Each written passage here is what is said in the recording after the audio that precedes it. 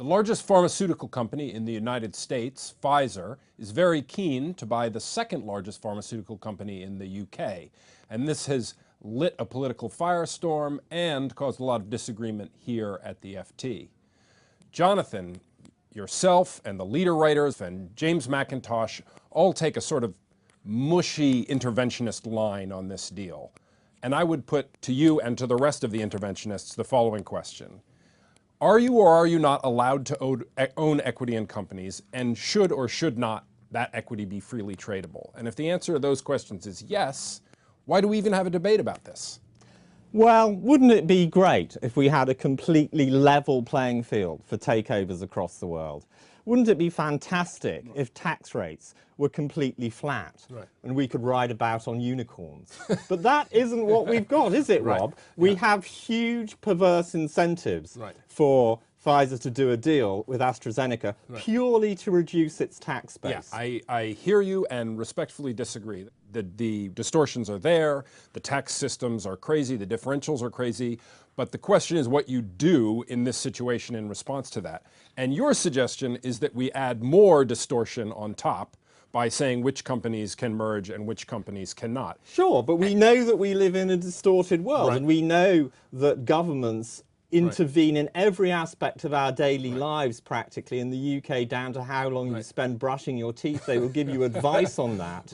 So I don't see personally why there's a holy cow around intervention on national interest grounds for something like the science base. We have a national champion for engineering in the form of Rolls-Royce. We've got a national champion for defence in the form of BAE. I don't see that this is any different. Even if I were to grant you this point, that the idea that intervention, when justified, can go forward, it's not clear to me that it's justified in this case. I'm not sure.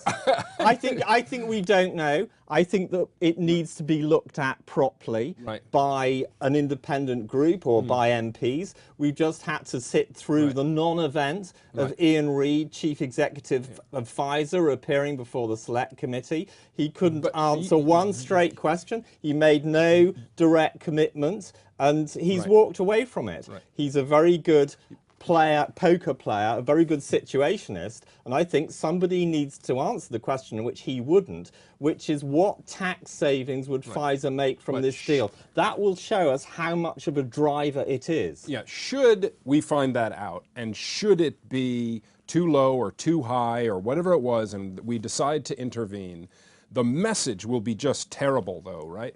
It will be when we have a distorted market because of stupid government policy. The government is always free to intervene at the last minute on an ad hoc basis and fiddle things around to create greater justice.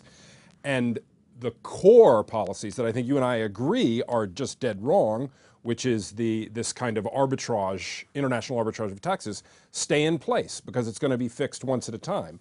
Whereas if the deal goes through, what is at stake becomes clear. Well, I think it would be fantastic if the leaders of the free world could sit around a table and agree on a unified tax rate. My feeling is that will happen around the same time that we get to ride around on unicorns. So in the intervening period, I think this deal needs scrutiny. And it will be given scrutiny by a bunch of unicorn-riding MPs who have no idea about this industry or about the economics it works with. So we'll have to agree to disagree. We'll look forward to that. I think I'm not sure we can even agree on that, Rob. Thanks, Jonathan.